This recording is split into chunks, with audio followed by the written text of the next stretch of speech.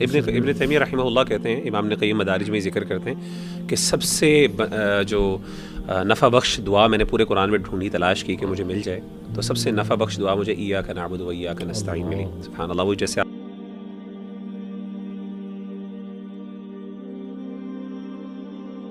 علی بھائی، میں نا قرآن مجید کے حوالے سے جب بھی کچھ پڑھتا ہوں تو بہت سے ایسی پوائنٹس ذہن میں آتے ہیں جو بعض اوقات بہت اسٹرائکنگ ہوتے ہیں، اور اس طرح اسٹرائکنگ ہوتے ہیں کہ مجھے لگتا ہے جیسے کہ Quran Majeed is actually speaking to us in the contemporary times.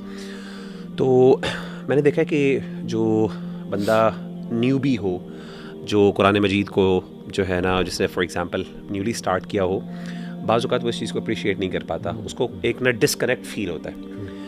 تو میں چاہتا ہوں کہ آپ تھوڑا سا اس بارے میں روشنی ڈالیں کہ جب آپ مثال کے طور پہ قرآن سٹارٹ کرتے ہیں، اگر ہم پہلے چیپٹر کی بات کریں، چیپٹر نمبر 1 یعنی پہلے جز کی، اور سورہ فاتحہ کو ہم دیکھیں، سو what is the way, how do you look at the سورۃ الفاتحہ، اور کس طریقے سے آپ اس کو دیکھتے ہیں کہ وہ آپ کو ماڈرن ٹائمز کے جو چیلنجز ہیں یا پھر جو آپ کے ایشوز ہیں اس کے حوالے سے گائیڈنس دے رہی ہے، یا پھر جنرلی یعنی کوئی ایسی چیز جس کو آپ اپریشیٹ کر سکیں، اپنی زندگی میں ریلیٹ کر سکیں اس کے ساتھ کسی نہ کسی ایسپیکٹ سے. جزاک اللہ. بالکل مغیرہ، آپ نے صحیح کہا کہ قرآن میں تو پورا ایک سمندر ہے الحمدللہ. اور میں نے جب قرآن پہلی بار کھولا تھا ترجمے کے ساتھ، مجھے یاد ہے it was second year of my university, تو مجھے نہیں آئیڈیا تھا کہ سورہ البقرہ کہاں ہے، سورہ آل عمران کا، بالکل وہ پڑھا ہی نہیں تھا کبھی اوبویسلی. الحمدللہ جو پہلی ورس میرے سامنے آئی تھی وہ سورہ آل عمران کی آئی تھی کہ do not be sad if you are مومن یو ول بی سکسیزفل. الحمدللہ. تو میرا جو ایکسپیرینس تھا نا قرآن کے ساتھ پہلا، وہ تو بہت ایک کہہ لیجیے ہارٹ ٹو ہارٹ ایکسپیرینس تھا. یعنی ان دنوں میں میں گزر بھی بہت مشکلات سے رہا تھا، کچھ ایسی چیزیں جو یونیورسٹی میں چل رہی تھی، پرسنل لائف میں. تو لٹرلی جب میرے سامنے وہ آیت آئی تو میں نے تو کہا کہ اللہ سبحانہ وتعالیٰ مجھ سے باتیں کر رہا ہے. لٹرلی یہ اللہ کا جواب ہے جو میرے دل میں ایک غم چل رہا تھا، جو بھی ڈیفیکلٹیز آ رہی تھی. الحمدللہ. سو یس آئی تھنک کہ اس طرح کا ریلیشن ہم قرآن سے اگر بنائیں کہ ہم یہ سوچیں کہ اللہ ہم سے باتیں کر رہا ہے، تو ڈیفینیٹلی اس میں بڑا فائدہ ہوگا. سورہ فاتحہ برو، میں اس کو ایسے دیکھتا ہوں کہ اللہ سبحانہ وتعالیٰ نے سورہ فاتحہ تقریباً ہم 17 ٹائمز جو ہے وہ پڑھتے ہیں، اگر صرف فرض کی جو ہے وہ بات کر لی جائے، اور ریپیٹیڈلی ہمیں ریمائنڈ کرایا جا رہا ہے ہمارا purpose of life, why we were born in the first place, اور اللہ سبحانہ وتعالیٰ کون ہے. اور سب سے بڑی بات یہ کہ اہدنا الصراط المستقیم، because every one of us is in search of guidance, every one of us is in search of the right way, the right path. تو وہ ہم اللہ سے جب اتنی زیادہ دعا کریں گے تو کیسے ہو سکتا ہے کہ اللہ سبحانہ وتعالیٰ ہمیں سیدھے راستے کی طرف مت چلائے. تو I think that's a game changer کہ ہم اس کو، یہ اسپیشلی جو ہے نا اہدنا الصراط المستقیم، اس کو بہت زیادہ فوکس اور دل کے ساتھ پڑھیں. That's for me. آپ نے پوچھا سورہ فاتحہ سے. احمد بھائی بسم اللہ. ہاں جی. اچھا، سورہ فاتحہ میں نا ہم ایک دعویٰ کرتے ہیں ہم سب، اور وہ بہت بڑا دعویٰ ہے. اگر اس پہ ہم غور کریں نا، ایاک نعبد و ایاک نستعین. ایک تو جیسے علی بھائی نے کہا نا کہ ہماری ایک ریکویسٹ ہے، ایک دعا بھی مانگتے ہیں اللہ تعالیٰ سے، اہدنا الصراط المستقیم. لیکن اس دعا مانگنے سے پہلے ہم ایک دعویٰ کرتے ہیں، اور وہ دعویٰ کیا ہے کہ ہم اللہ تعالیٰ کی ہی عبادت کرتے ہیں اور اللہ تعالیٰ ہی سے مانگتے ہیں. یعنی اس میں ایک نا ایمفیسس ہے کہ اٹ از اونلی اللہ، it is only you we worship, and it is only you from whom we seek help. تو اس کے اوپر غور کرنا نا بڑا ضروری ہے. جیسے کہ آپ کو پتہ ہے کہ ابن القیم نے اس کے اوپر پوری کتاب جو ہے لکھی ہے، مدارج السالکین، جو کہ آج 4 والیومز میں چھپتی ہے، صرف اس ایک آیت کے اوپر، جو ایک دعویٰ ہم کرتے ہیں کہ اللہ تعالیٰ تیری ہی عبادت کرتے ہیں اور تجھی سے مدد مانگتے ہیں. تو یہ جو ہمارا ایک ریلیشن شپ ہے نا اللہ تعالیٰ کے ساتھ، عبادت ہماری طرف سے ہے اور پھر مدد اس کی طرف سے آتی ہے. اس کو بھی انٹرنلائز کرنا اور اس کو بھی سمجھنا نا بڑا ضروری ہے ہمارے لیے، کہ جب بھی ہم یہ آیت پڑھ رہے ہوں، جیسے علی بھائی نے کہا ایٹ لیسٹ 17 ٹائمز تو ہم پڑھتے ہیں، تو اس کو انٹرنلائز کرنا کہ یار آپ کیا کہہ رہے ہو اور اس کا مطلب کیا ہے، اور پھر اپنا ایک محاسبہ کرنا کہ کیا واقعی میں اللہ تعالیٰ کی عبادت کرتا ہوں یا کرتی ہوں جس طرح کرنے کی ضرورت ہے، یا جس طرح میرے سے ریکوائرڈ ہے. اور اس کے بعد اللہ سے میں مدد بھی طلب کرتا ہوں صرف. تو میرے لیے نا یہ بہت ایک سینٹرل، اور یہ تو ویسے دیکھا جائے تو سورہ فاتحہ کی بھی ایک سینٹر میں آیت ہے بالکل، کیونکہ 7 آیات ہیں سورہ فاتحہ میں، اور یہ جو ہے یہ چوتھی آیت ہے. تو میرے لیے یہ بہت پاورفل ایک چیز ہے جس کے بارے میں ہمیں غور کرنا چاہیے کہ جو ہم دعویٰ کرتے ہیں کہ ہم اس پہ پورا بھی اترتے ہیں کہ یعنی جیسے حدیث کے مطابق حدیث میں آیا نا کہ قسمت الصلاۃ بینی و بین عبدی، کہ میں نے اللہ کے رسول اللہ تعالیٰ نے فرمایا کہ میں نے نماز کو یعنی سورہ فاتحہ کو نماز باقاعدہ کا اس کو درمیان ڈیوائڈ کر دیا آدھا، اور اس آیت کے اندر جا کے ڈویژن ہوتی ہے جہاں پہ ہم کہتے ہیں کہ اللہ تعالیٰ ہم آپ کی عبادت کرتے ہیں اور ہم آپ سے ہی مدد مانگتے ہیں. یعنی وہ ڈویژن اسی طرح ہوگی نا کہ ایاک نعبد و ایاک نستعین، اس کے بیچ میں جو واو ہے اس سے پہلے سب اللہ سبحانہ تعالیٰ کی تعریف ہے، یعنی الحمدللہ رب العالمین اللہ تعالیٰ کی تعریف، الرحمن الرحیم اللہ تعالیٰ کی تعریف، مالک یوم الدین اللہ تعالیٰ کی تعریف، عبادت بھی اللہ تعالیٰ کے لیے ہے. بینی و بین عبدی نصفین کا نا کہ میرے درمیان اور بندے کے درمیان. اس کے بعد جو ہے وہ ایاک نستعین جو ہے مدد جو ہے کس کے لیے؟ انسان کے لیے. اور اس کے بعد ہدایت ایکنالجمنٹ ہے اللہ سبحانہ تعالیٰ کی بڑائی کی، اور اس کے بالکل اس کے بعد ریکویسٹ ہے. اچھا میں علی بھائی نے جب بات کی نا تو میں سوچ رہا تھا کہ ہر ایک کا جرنی قرآن کے ساتھ جو ہے نا وہ مختلف انداز میں ہوتا ہے. تو میں نے بھی 2 ٹیئرز آبزرو کیے اپنے ساتھ قرآن مجید کی جرنی کے. ایک تو سطحی طور پہ جو ہم ترجمہ پڑھتے ہیں اور جس سے ایک ہمیں ایک جو نا سرفیس لیول کی انڈرسٹینڈنگ ہوتی ہے جو کہ ہدایت کے لیے بہت ضروری ہے. دوسری ہوتی ہے تدبر والی انڈرسٹینڈنگ جو کہ آپ کو میں سمجھتا ہوں اساتذہ کے ساتھ ہی ملتی ہے، ٹیچرز کے ساتھ ملتی ہے. خود اپنے عقل کے گھوڑے دوڑانے سے جو ہے نا وہ بہتر ہے کہ بندہ ٹیچرز کے ساتھ بیٹھے. تو سورۃ الفاتحہ میں بہت ساری چیزیں ہیں، اس میں سے جو ایک چیز مجھے بہت پروفاؤنڈ لگی وہ ہدایت کا کانسیپٹ تھا. اس کانسیپٹ کو جو ہے ڈسکس کرنے سے پہلے آپ کو ایک ویڈیو دکھانی ہے میں نے آپ سب کو، اور اس ویڈیو کو دکھانے کے بعد ایک سوال میں آپ سے پوچھوں گا. You got 5 seconds to grab whatever you want for free. 1, 2, hey you too. 4, 5. Whoa, this guy wanted the. Okay. Come on, it's okay. All right, you got it. You got all these Hakunshika. You must love these.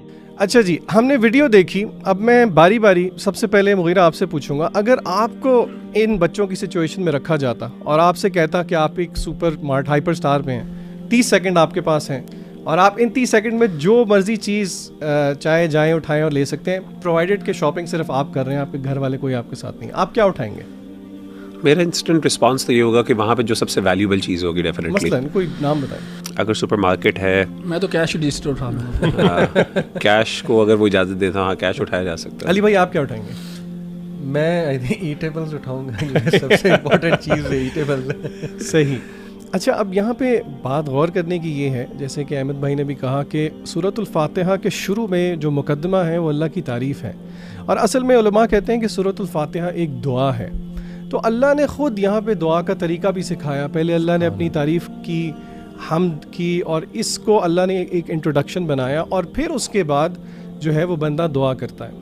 اب اگر اللہ تعالیٰ بندے کے ہاتھ میں چھوڑ دیتا کہ کیا مانگنا ہے تو وہ یقیناً ہم اپنے مطلب کے حساب سے، دنیاوی بینیفٹ کے حساب سے چیزیں مانگتے. لیکن علماء کہتے ہیں کہ یہاں پہ اللہ تعالیٰ کو پتہ تھا کہ انسان سب سے زیادہ محتاج ہدایت کا ہے، اسی لیے اللہ تعالیٰ نے خود سکھا دیا کہ اگر مانگنی ہے تو ہدایت کو مانگنا ہے. تو یہ ایک بہت پروفاؤنڈ. ابن قیم رحمہ اللہ کی یہاں سے مجھے بات یاد آئی، جیسے نا مدارج میں وہ کہتے ہیں کہ اللہ تعالیٰ 2 چیزوں کا وسیلہ ہے. ایک تو حمد و ثنا کا وسیلہ آپ نے دیا، الحمدللہ رب العالمین، اللہ کی تعریف کی، اور دوسرا وسیلہ آپ نے عبودیت کا دیا، اللہ کو ایاک نعبد.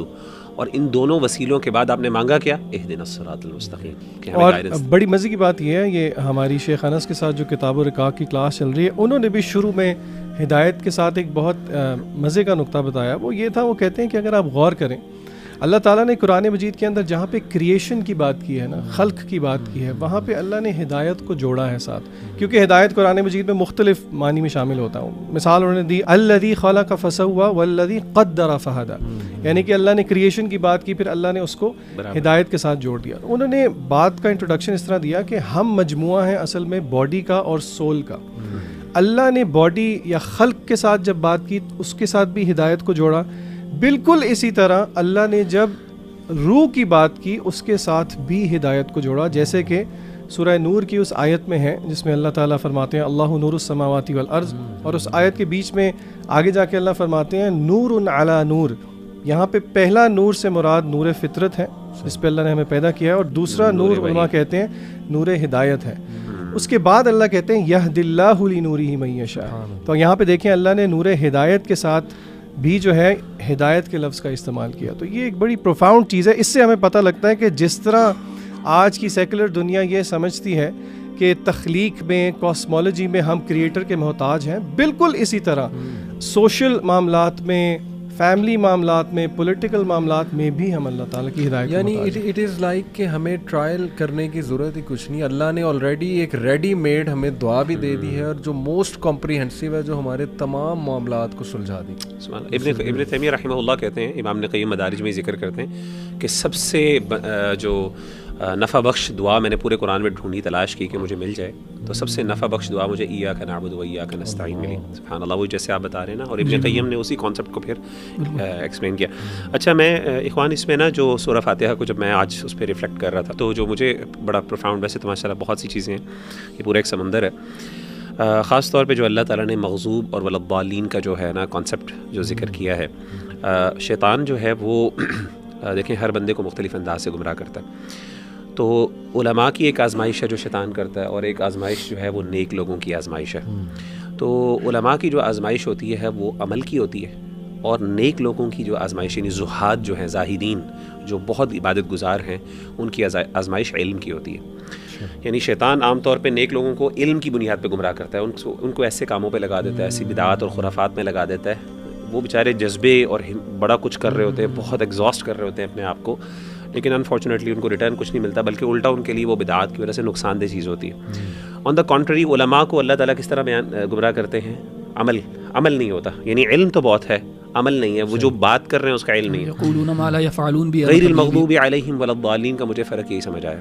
اور سفیان بن عیینہ رحمہ اللہ تعالیٰ عنہ کا قول ہے، وہ کہتے ہیں کہ ہمارے علماء میں سے جب بھی کسی نے کوئی گمراہ ہوا تو وہ ہم نے اس کو یہود کی یعنی مشابہ سمجھا. یہ شاہ ولی اللہ دہلوی نے بھی نا اس میں اپنی کتاب جو ان کی نا کیا نام ہے، جو ان کی تفسیر کی ہے، فوز الکبیر، اس کے اندر انہوں نے جو علماء السوء ہیں ان کی مشابہت جو ہے نا وہ یہود سے کی. بالکل. اور اسی طریقے سے وہ کہتے ہیں کہ ہمارے عباد جو ہیں، جو عبادت گزار لوگ ہیں، جب بھی ہم نے ان کو گمراہ دیکھا تو ہم نے ان کی مشابہت پائی کس سے؟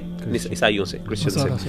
کیونکہ جو یہودی تھے ان کے پاس علم تھا، وہ اسی لیے مغضوب ہے، ان پہ اللہ کا غضب ہوا. اور جو عیسائی تھے ان کے پاس علم کی کمی تھی، عمل میں تھے اچھے، وہ فالو کرتے تھے، پریکٹس کرتے تھے. تو ابن قیم کہتے ہیں کہ اللہ نے یہاں پہ ان دونوں امراض کی جو سورہ فاتحہ کے اندر سولوشن بھی بتا دی. اہدنا الصراط المستقیم سولوشن ہے کرسچنز کی، جو لوگ عمل، جن کے پاس علم نہیں ہے. اللہ ہمیں سیدھے راستے کی طرف دکھا، ہمیں گمراہ نہ ہونے دیں علم کی بنیاد پر. ہم عمل کر رہے ہیں، ایگزاسٹ کر رہے ہیں، اللہ ہمارے جو اعمال جو ہیں ضائع نہ ہوں. اور ابن قیم کہتے ہیں جو مرض ہے نا، جو لیک آف پریکٹس کا، اس کا اللہ نے کہا ایاک نعبد و ایاک نستعین. یہ ان کی جو شفا ہے کہ اللہ ہم تیری عبادت کرتے ہیں، یعنی ہمیں توفیق دے. اور اہدنا الصراط المستقیم بھی اس میں شامل.